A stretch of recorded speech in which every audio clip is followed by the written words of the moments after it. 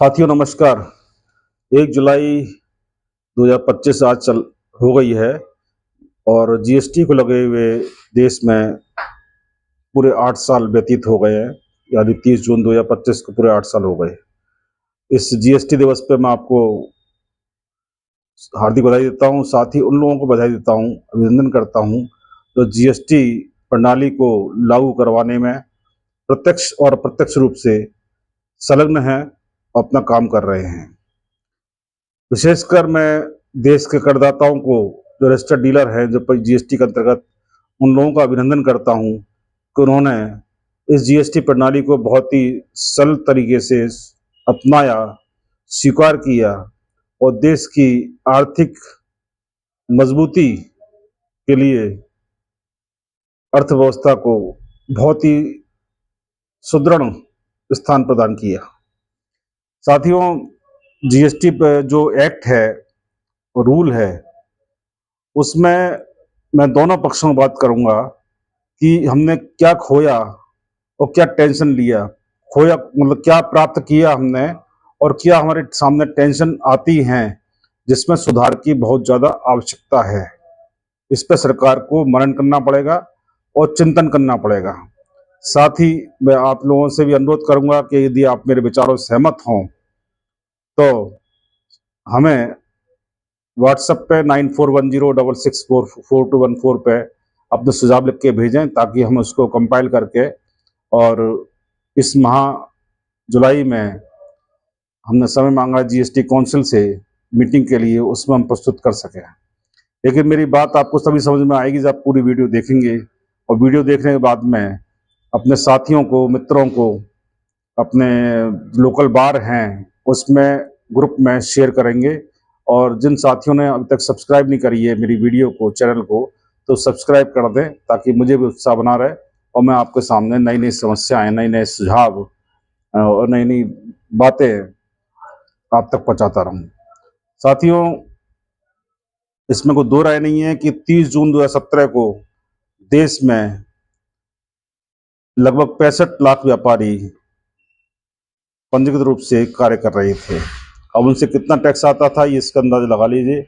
लेकिन 30 जून 2025 को लगभग 1,51,00,000 रजिस्टर्ड डीलर जीएसटी के अंतर्गत व्यापार कर रहे हैं और राजस्व दे रहे हैं।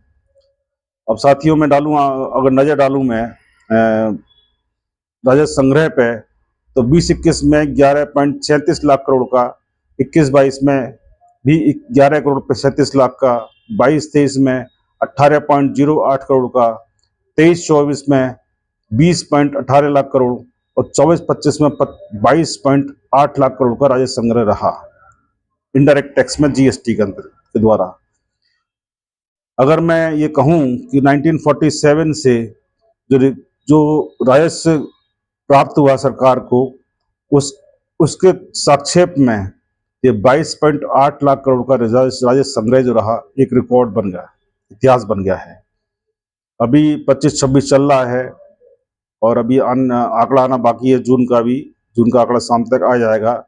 लेकिन 2026 में वर्ष 2025-26 में लगभग 1.8 लाख करोड़ का एवरेज मंथली कलेक्शन चल रहा है। इस सफलता में आप लोगों का बहुत ही बड़ी भागीदारी है, टैक्स एडवोकेट्स का, टैक्स सीएस का और टैक्स पेयर्स का। आप लोगों को बहुत अभिनंदन है, बधाई है। अब साथियों, मैं अब पक्ष रख रहा हूं कि जीएसटी एक्ट के अंदर क्या सुधार होने चाहिए और क्या कमियां हैं। क्योंकि जीएसटी एक्ट यदि लोकप्रिय होगा, सरल हुआ, ट्रांसपेरेंट होगा, तो हमारे जीएसटी जो रजिस्टर्ड डीलर हैं वो इसके प्रति आकर्षित होंगे और मैक्सिमम रजिस्टर्ड डीलर के रूप में काम करेंगे और मैक्सिमम टैक्स गवर्नमेंट को पे करेंगे। लेकिन मैं इसमें ध्यान चाहूँगा गवर्नमेंट का सेक्शन 16(4), सेक्शन 69 जिसमें गिरफ्तारी का प्रावधान है, 73, 74 के बहुत सारे केसेस विभाग बनाम व्यापारी चल रहे हैं। और इसके साथ में सेक्शन 132 जिसमें आईटीसी क्लेम करने का जो प्रक्रिया, जो आईटीसी क्लेम किया है आपने, उसमें क्या गलत किया है उस पे क्या प्रावधान, सजा के प्रावधान है, क्या पेनल्टी के प्रावधान है, उसमें दिया हुआ है। तो इन सेक्शंस पे एक बार सरकार को पुनः विचार करना पड़ेगा और सरल बनाने के लिए और अट्रैक्टिव बनाने के लिए काम करना होगा। इसी प्रकार सेक्शन 54 जिसमें आईटीसी क्लेम करते हैं, वो क्लेम करने की प्रक्रिया बहुत जटिल दिखती है, उसको भी सुधारना पड़ेगा। साथ ही यदि टाइम निकल जाता है रिफंड देने का सरकार की विभाग की ओर से, तो जो एक लिमिटेड टाइम के बाद में अगर पेमेंट होता है, 1 महीने बाद, 2 महीने बाद, 3 महीने बाद, 6 महीने बाद, 1 साल बाद, उस पर सरकार को ब्याज देना चाहिए। ये हमारी शुरू से डिमांड चल रही है, क्योंकि जब सरकार टैक्स वसूल रही है और प्रत्येक माह की 20 तारीख को टैक्स जमा करना है, यदि किसको भी मैं जमा करता हूँ, 22 को जमा करता हूँ, सरकार उस पर ब्याज लेती है, तो रिटर्न करने की भी नियत सरकार को रखनी चाहिए। ई इनवॉइस और ई वे बिल, इसका जो पोर्टल है, इस पोर्टल पर सरकार को पिछले 5 सालों का रिकॉर्ड ई वे बिल का और ई इनवॉइस का उपलब्ध रहना चाहिए, क्योंकि ई इनवॉइस में खासतौर देखा गया है कि रिकॉर्ड नहीं रहता है, उपलब्ध नहीं हो पाता है। अब समस्या एक और आती है कि जब हम ई इनवॉइस जनरेट कर रहा है व्यापारी, तो फिर ई इनवॉइस की जरूरत क्या है, क्योंकि ई इनवॉइस जीएसटीएन पोर्टल जो है उससे जनरेट हो रहा है, तो ऑटोमेटिकली जीएसटीआर 1 में वो रिफ्लेक्ट होगा।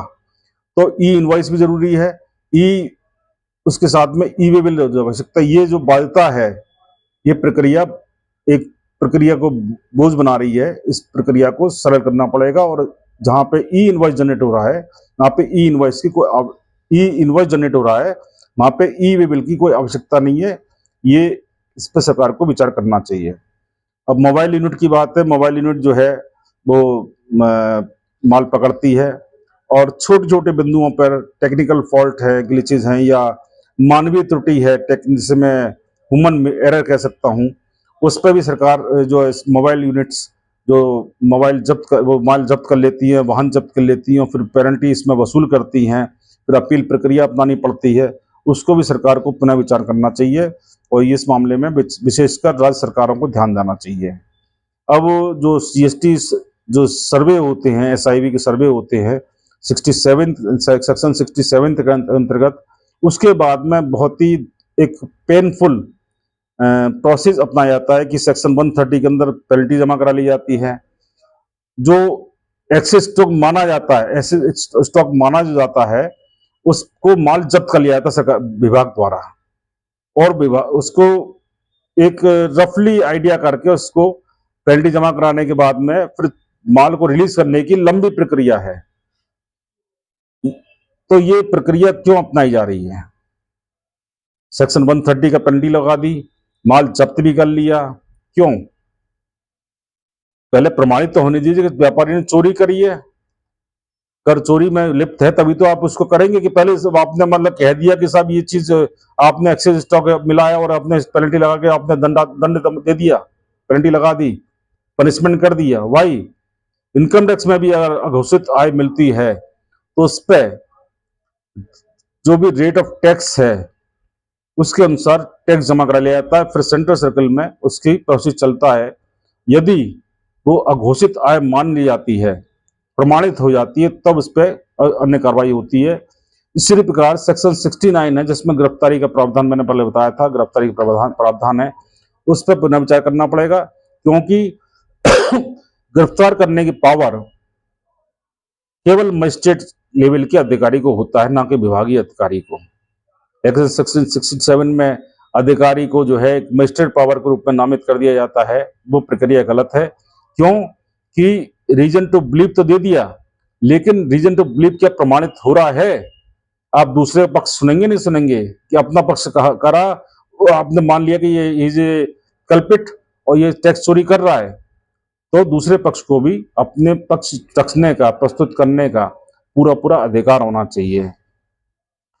साथियों, मैं इस बात कहूंगा कि इस तरह की जो पावर दी गई है सेक्शन 69 में, एट द स्पॉट अरेस्ट करने का या माल जब्ती करके 130 सेक्शन 130 में पेनल्टी इम्पोज करने के बाद में स्टॉक जब्त करने का, जो उत्पीड़न की श्रेणी में आता है और हमारे संविधान की अनुच्छेद 14 में ये जो उत्पीड़न नहीं किया सकती है, 21 के अंदर आर्टिकल 21 में उत्पीड़न नहीं किया जा सकता है।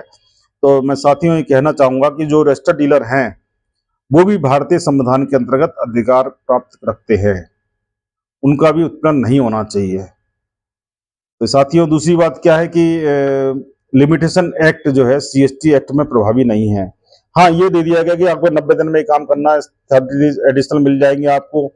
मान लीजिए किसी कारण से जो डीलर है, रजिस्टर्ड डीलर है, वो किन्हीं कारणों से बीमार होने के कारण या व्यापारिक पारिवारिक दुखद स्थिति होने के कारण या कोई भी कारणों से वो विद इन टाइम यदि अपील प्रक्रिया नहीं कर पाता, रिटर्न प्रक्रिया नहीं कर पाता है, कैंसिल रजिस्ट्रेशन का रिस्टोरेशन रिवोकेशन डाल पाता है, तो लिमिटेशन एक्ट का आना बहुत जरूरी है।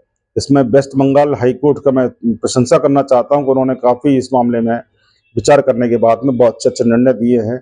साथियों, आपने पूरी वीडियो देख ली होगी। अब मैं आपसे अनुरोध करूंगा कि अपने विचार मुझे अवश्य भेजें मेरे व्हाट्सएप पे 9410664214 पे और अपना समर्थन मुझे प्रदान करें ताकि मैं अपना आगे कार्रवाई करने के लिए उत्सुक रहा करूं। धन्यवाद। जय हिंद, जय भारत।